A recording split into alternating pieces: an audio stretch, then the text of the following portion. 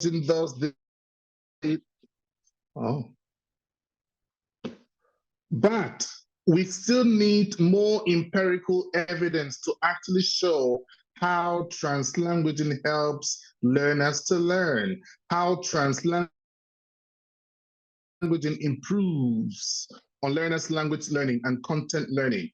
While most research that has been conducted in this line has been just within a short period of time, for example, maximum has been a semester or so, we need more ethnographic kind, longitudinal kind of research that actually takes us through times in showing how learners' proficiency actually gets better when they employ translanguaging as opposed to code switching.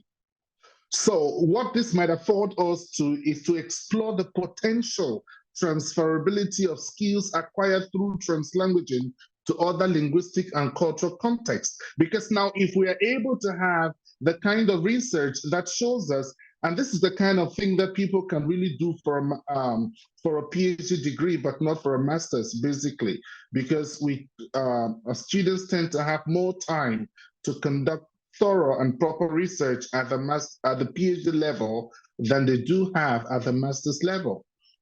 So when we look at that, then we can be able to come up with claims that can be applicable to other contexts as well, because we've been able to try different application strategies over time, employing translanguaging strategy as opposed to the traditional approach to see how things work, to identify potential problems and be able to propose solutions that are applicable to other contexts or other similar contexts as well. So this is an area that one might think about or one might look into when one considers doing research on translanguaging. Number 4, I would suggest to you would be in terms of assessment and translanguaging. Assessment and translanguaging. Again, the whole idea here is we are looking at innovative approaches to assess language proficiency. Language proficiency and intercultural competence in translanguaging context. Remember, the two are being married in this presentation today because we've talked about how translanguaging fosters intercultural competence and how intercultural communication promotes translanguaging. That the two can be married in this way in terms of what they afford us, in terms of language flexibility, in terms of cultural appreciation, in terms of linguistic appreciation as well, and linguistic justice.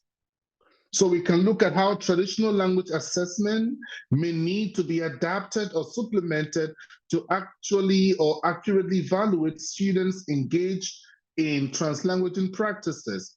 So you can actually do some kind of a comparison here where you're looking at assessing students using the traditional approach where all the questions are set in English and they have to answer in English. Then you have some kind of a translated exam where you have the question in English, Thai, and Chinese, for example, and see whether which one really helps students in processing the questions and giving more accurate answers.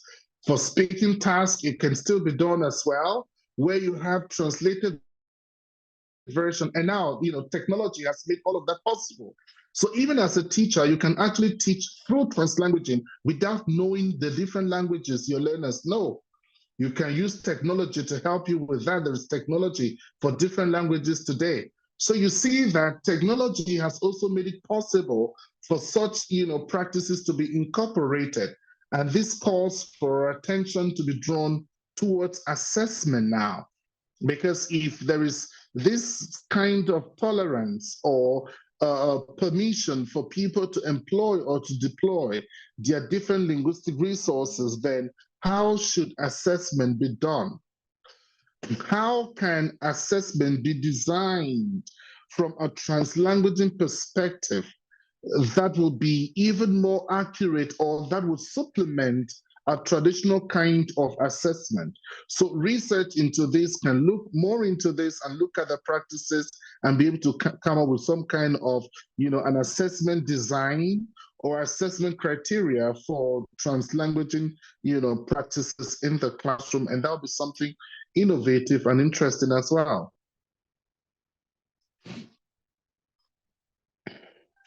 Another area to look at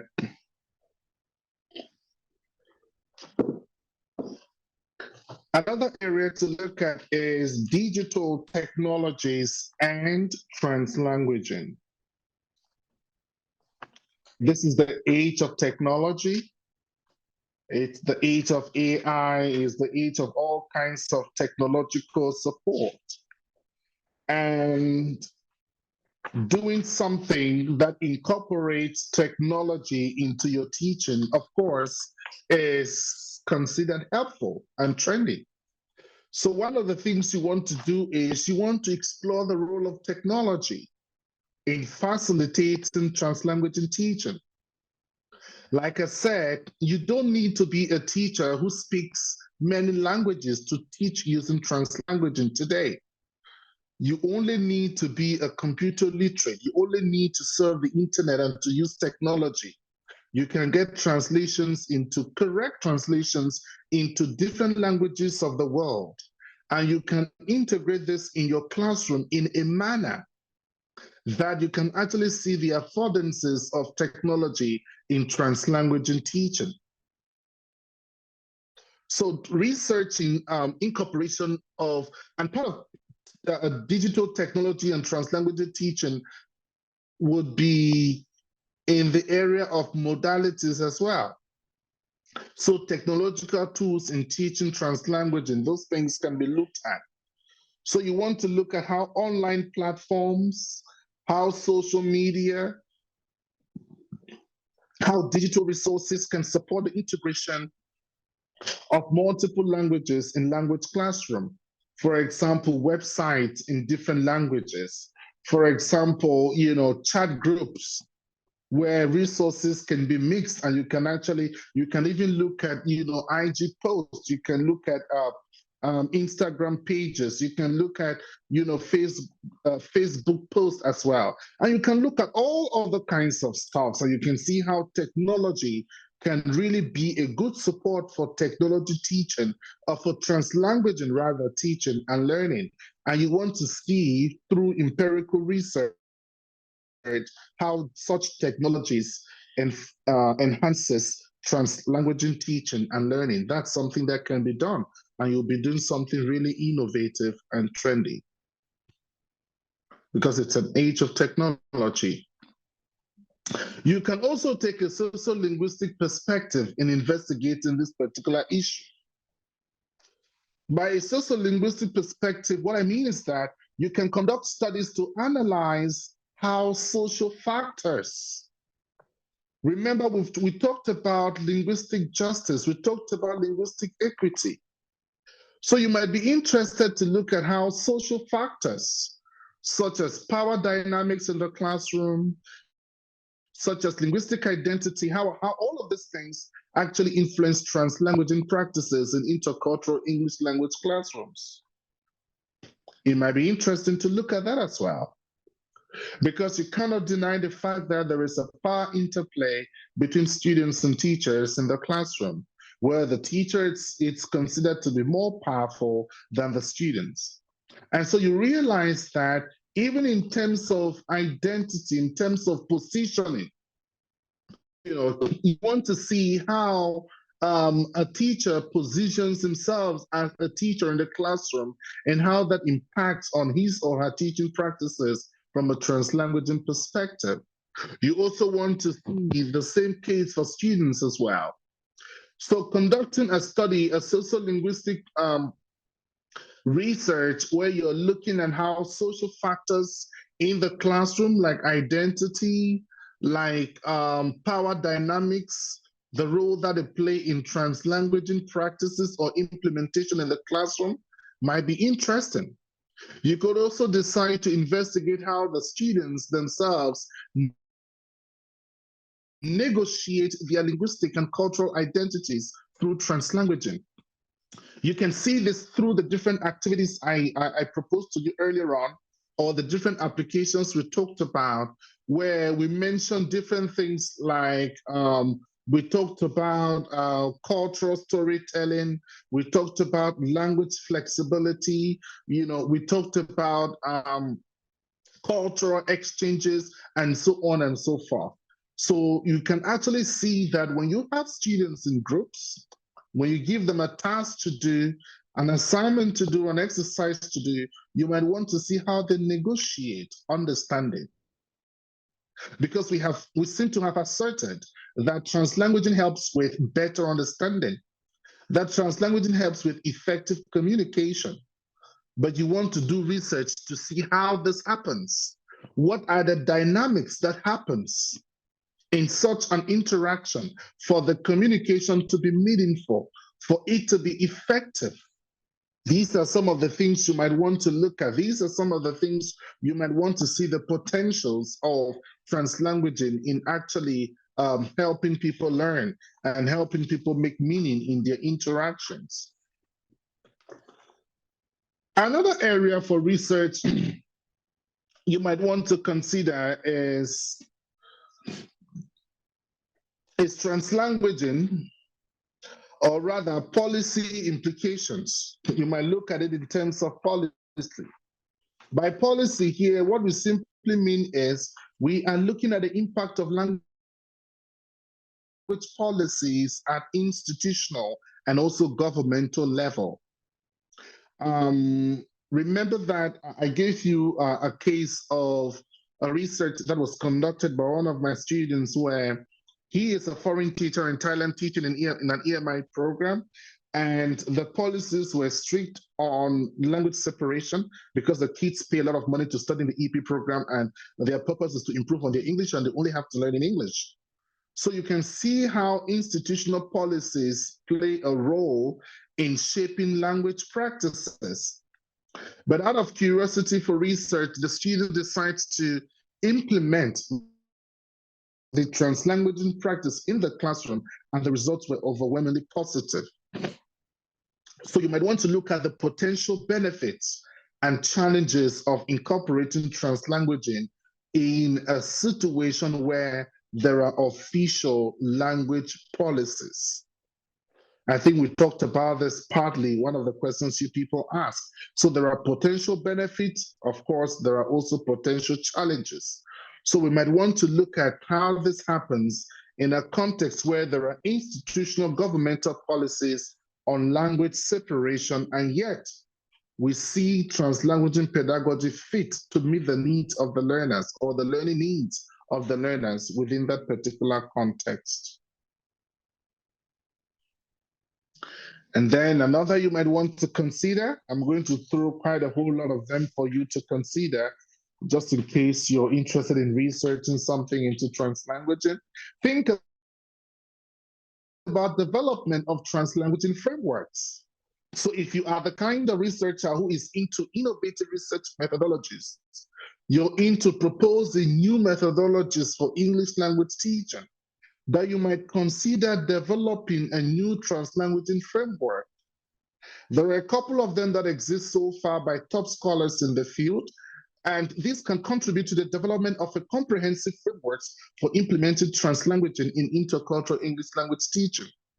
So you might want to look at how existing frameworks are applicable in English language teaching, or you can look at the problems with applying existing frameworks within our classrooms, and as a result, conduct a needs analysis to propose better frameworks for effective translanguaging framework application in the classroom. So there are a lot of other things you can do. And you can do this by considering contextual variables. You can also consider other variables like student population. You can consider variables like proficiency levels, level of education, primary, secondary, university. You can also consider majors as well. So there are different variables where different frameworks may be more applicable than other frameworks. And so there is a need for more frameworks to be developed to be able to capture all of these different variables that seem to suggest different applications of translanguaging practices in the classroom.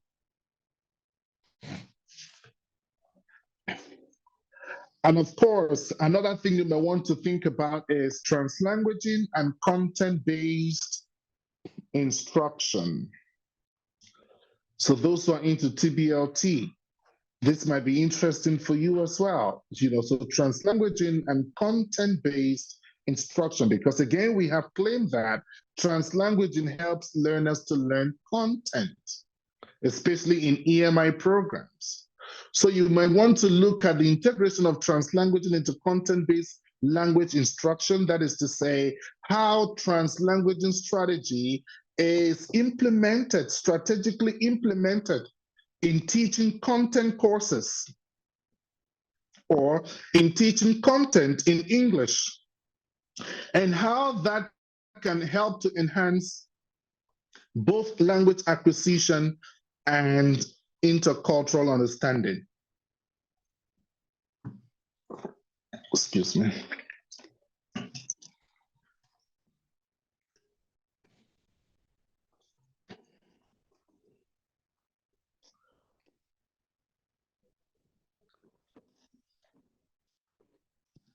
So you might want to look at and see how all of that happens.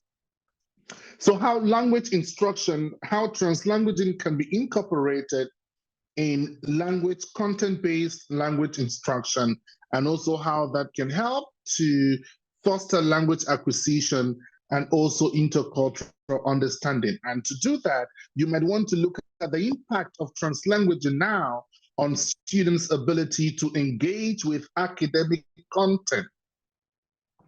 How does translanguaging help students to engage with academic content across different subjects?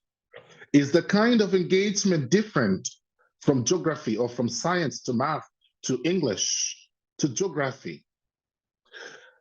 Does the level of engagement varies when you go through content in different areas, or are they the same? So you can actually investigate how translanguaging helps us to be able to understand this kind of variation as we move across different subjects. So you can look at that if you're interested. If you're more or less into TBLT, then you can look at translanguaging and incorporate it into task-based language learning. What you might also want to consider would be teachers-student interaction in translanguaging environment. I think I mentioned this in my lecture in passing, that what you want to look at here would be the dynamics of teacher and student interaction. That was what I emphasized on. The dynamics of student and teacher interactions in translanguaging environment, and how these interactions can contribute to intercultural competence. Because translanguaging seems to breach the power distance between the teacher and the student, because it puts them on a platform where they share the same linguistic resources, they share the same repertoire resources that they both can use to foster teaching and learning. You might also want to look at the role of feedback and scaffolding. I talked about this in the lecture as well. The role of feedback and scaffolding in translanguaging practices in ELT. If you compare feedback given, in English only and feedback given in English and other repertoire resources, which one do you think the students really understand best and better? You might decide to conduct some kind of research on that. You can do that through supervision sessions, that when your supervisor gives you feedback in a single language, is it different from when he does so using different languages? Which one helps you to understand his feedback better and helps you to understand exactly what you need to do next? That also has implications for scaffolding if you're teaching content as well, or you want students to make connection across languages as well. So these are things to think about when it comes to teacher-student interaction within a translanguaging environment. And last but not the least, there are a lot of other things you can do. You can decide to also look at ethical considerations here. Remember that translanguaging in some contexts violate institutional policies because it goes against what some institutions have put in place as English only. You see? So where you have this kind of institutional policy in place, translanguaging seem to go against it because it calls for linguistic equity. It calls for the acknowledgement and the celebration of the different linguistic resources within that particular context. So you may want to investigate how the teachers can create an inclusive and respectable or respectful environment while implementing translanguaging. Because the tendency is, and that goes back to the question of how much of which language. And if the question of how much of which language is not addressed carefully, then you realize that even when we implement translanguaging, we might still be doing some kind of linguistic injustice. So you might want to investigate how this balance is maintained in the classroom, how equity is maintained in the classroom, how different languages are given their due place and space as the teacher teaches or as the learners learn using translanguaging. This all has to do with ethical consideration in translanguaging research application. So these are some of the few thoughts for research directions in this area I thought I should highlight to you. Again, the list goes on and on and on because as research continues, new ventures, new areas are developed, and you can delve into different areas. I have tried to put most of the areas into major areas as 11 points, which I have showed you, but there are lots of other things you can do. Now, what I'd like to ask is, I'd like us to have a little bit of conversation and just to get your opinions on, I've talked to you about 11 different directions for research into translanguaging and intercultural communication. Which to you seem to be exciting? For example, if you were to be asked to do something on this, which one will you pick and why? Just to know, that's all. Of course, I'm not asking you to do research on it or to do anything about it, but I just want to know what you think about these directions as we journey towards the last part of our workshop today. Anybody feel free to share, please.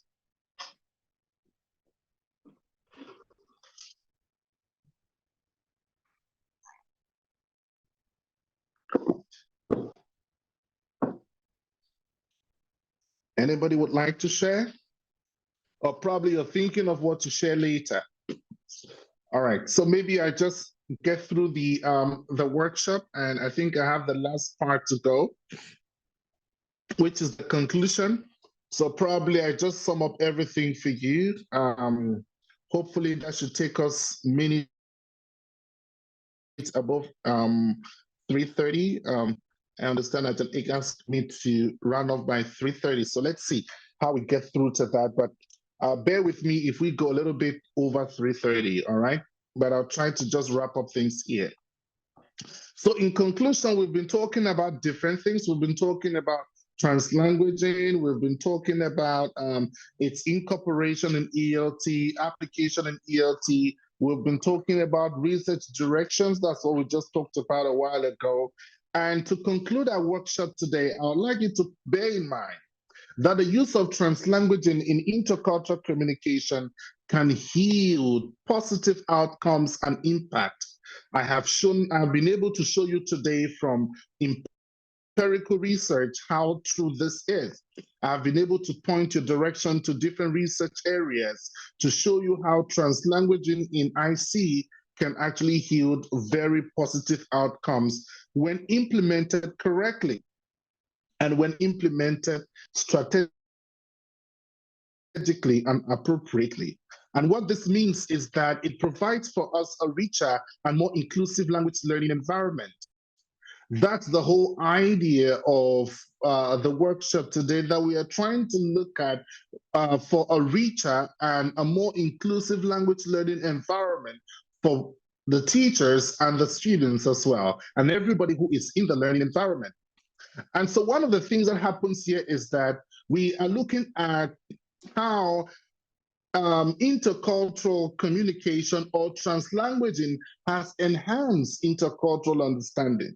So what we are saying is that translanguaging now, as we can remember from what we discussed, able to help students to draw on their entire linguistic repertoire. It facilitates their understanding, their deeper understanding on exploring and understanding cultural issues that are embedded in different languages. We have said that through translanguaging, students can gain insight into diverse cultural perspectives. We have also said that through translanguaging, students can be fostered in their appreciation of cultural richness. We also talked about increasing language proficiency, that translanguaging indeed helps in increasing students' language development and their English language proficiency. And I've been able to show you how true this is from research conducted by my own master's students and other research works as well. And what happens is that doing so, even in terms of future research, I've been able to show you areas where this holds promising if something on language proficiency is conducted. So think about that.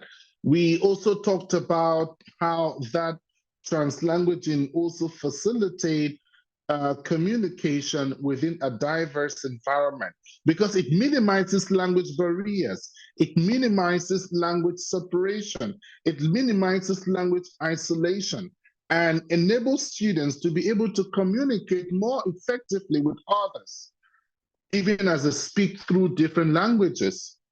And so what happens is that there's a tendency for a smoother interaction, smoother collaborations, smoother cooperation to happen in an environment where everybody can be free to express themselves in the language they are most comfortable with.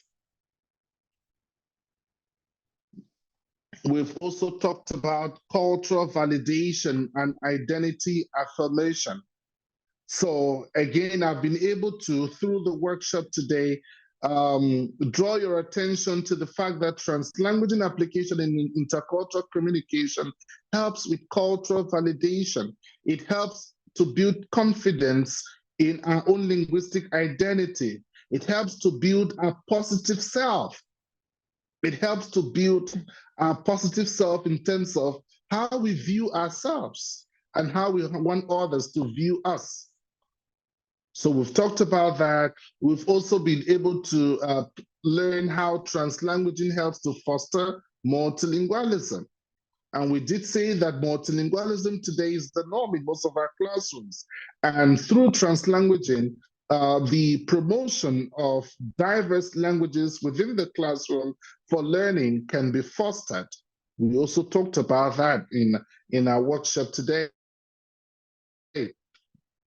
And through that, we can also see the potential advantages, or what you would call the benefits of translanguaging or incorporating the translanguaging pedagogy in teaching and learning, promoting multilingualism, so that students can become more aware of such advantages, or better still, the advantages of being multilingual, and they can use that to maintain and to develop their proficiency in the language that they speak. Because now multilingualism affords them the opportunity to improve on their target language, or better still, to develop their target language. Then think about cognitive benefit as well. We also talked about cognitive benefit, where we says that engaging in pedagogical translanguaging actually requires cognitive flexibility. It requires cognitive flexibility, because students are able now to navigate and to switch between languages. And so this cognitive challenge can help them. First, it can help students to be good problems, good critical thinkers, and so on and so forth. Think about, we've also talked about building positive attitude towards language learning. I gave you the story of my student and his classroom, where the students ran away from class because it was just English only. And when he implemented the translanguaging approach based on the report he got from the students, you realize that the students all had a positive attitude towards learning English. They became more excited in learning English because they can now draw connections in the content they learn in English with that which they know in their L1. And that in itself motivated them to learn English and solidly build on their classroom engagement and participation. Again, we've also talked about preparation for real-world communication. We did say that in real-world communication, because people are bilingual, because people are multilingual, they tend to shuttle across different languages. For in real life, there is no such thing really as language separation, but for certain contexts. And so if you want to look at real life usage of language, then that should call our attention as, language instructors to look at exactly what happens in real life and see how that informs our pedagogical practices in the classroom. We talked about collaborative learning and team building. And I gave you examples of how translanguaging can help in collaborative work, in building a sense of community. Because now they share the same resources, they are within the same linguistic space, they've been paired up to perform a particular task. There is a sense of teamwork going on. Essential skills are developed. Mutual respect for each other is enhanced, and that's very important. I've also talked about inclusive pedagogy, where I talked about how translanguaging can align with inclusive pedagogical practices that accommodate and recognizes linguistic diversity. I've also talked about how, as teachers, we need to create an enabling environment that can allow students to express themselves, or better still, to utilize their full linguistic resource potential in a way that can benefit their own learning. And also expanding their communicative repertoire. You see, now students are able to interact interculturally, because there is an expansion of their linguistic repertoire as a result of their interactions with students from different linguistic backgrounds. And as they interact, they pick aspects of their culture, which is language. They pick up certain words, they pick up certain phrases, they pick up communicative styles, they pick up, communicative manners and all of that. And all of this helps them to become better communicators, expanding their repertoire in ways that indicate changes in their style, changes in their register, and also changes in the functional usage of language. And all of this is profound. We talked about that. So in summary, what I'm trying to say, or what I've been able to show you today, is the positive outcomes of translanguaging, or better still, pedagogical translanguaging in English language teaching. I've been able to help you today to appreciate the field of translanguaging, especially when it comes to intercultural communication, building our intercultural communicative competence. I've been able to show us today how translanguaging can be incorporated in the teaching of intercultural communication, and how intercultural communication can be incorporated in our translanguaging classes, and how the two are intertwined together in a way that creates for us an enabling, comfortable atmosphere, an equitable linguistic and cultural atmosphere where everybody has a space and a place for a full expression in the classroom. And so this goes beyond just language acquisition into our attitude and perceptions and cultural awareness. And so my goal basically today is to introduce you to the world of translanguaging and intercultural communication research, and to challenge you to the potentials that this area has in research, and also in revamping our own teaching practices as teachers, as educators, and our researchers. So once again, I would want to specially say a big thank you to my dearest friend and senior colleague in the field, your dean, your chair in the Ph.D. ELT program at Buriram, Rajabhat University at an A. Thank you very much for the very kind and honorable invitation. I'm singularly honored and really privileged to be invited by you every now and then to give talk like this. And I really want to thank all of you spacious students, wonderful students of this beautiful and excellent program. You guys are extremely wonderful for your participation, your cooperation. I mean, when I look at the activities you guys all have, I have no doubt that by the time you complete your program, your PhD degree at the ELT BRU there, you would be excellent educators and exceptional researchers in the field, making impact not only in Asia, but I'm guessing, and certainly so, in other contexts of the world. And to the rest of our audience, it's a big thank you from me to you, and I'm grateful for the opportunity. Kopunka. Thank you, Dr. Eric. Here comes the Q&A or sharing session. All of the participants are free to ask questions or share your ideas with the doctor. Okay.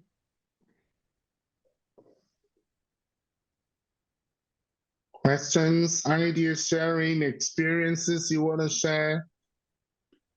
It's time to talk. And I'm going to close this.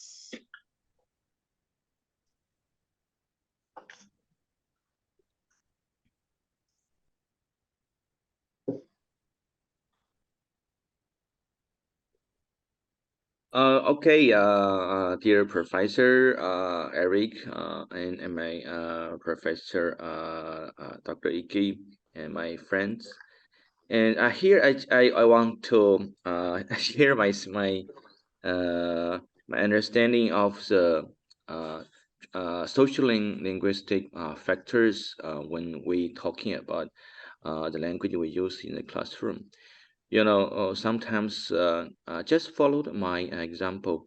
The students, they have different background, and some students, they have very good and sound foundation in English learning, and they start learning very early, so they get very good understanding and sense of language of English. But some students, they learn the English very late, so they don't have good pronunciation or vocabulary in the classroom. And as a teacher, just as Dr. Eric said, we should encourage them and respect them, to encourage them use the language freely, and just gives them a very friendly environment, let them enjoy the language. And no matter what kind of identity of the students, some people they have a good environment, a rich family, they even go abroad many times, and some of them just they don't have a good condition to learn English, but they are all very interested in the language, and they can all are equal in front of languages, any kind of language, even Chinese or Japanese or Thai or any other languages. That is my understanding of the identity of the students. So that is to say, we cannot just consider about what the students are saying, are talking about. We should consider about their family background and how they grow up. And if we observe what happened on them, I think we can respect them better, understand them better. That's about the translanguage. That's my understanding. Okay, and another point I want to say that I want to also say thank you to Dr. Eric last time when we went to Mahasarakham University, and we attended the workshop. That's a wonderful workshop in Mahasarakham University as well. And Dr. Eric gave me some suggestion on my topic, and he also very kindly to share some professors both in Thailand and even in China. It's really encouraged me a lot. I feel so good, and it's our first time to talk, and he is willing to share his resources and his friend, and even materials to us. I feel really good in Mahasarakham University, even in Thailand. And so thank you very much, Doctor. Thank you. Thank you for sharing. Thank you. Okay. Thank you.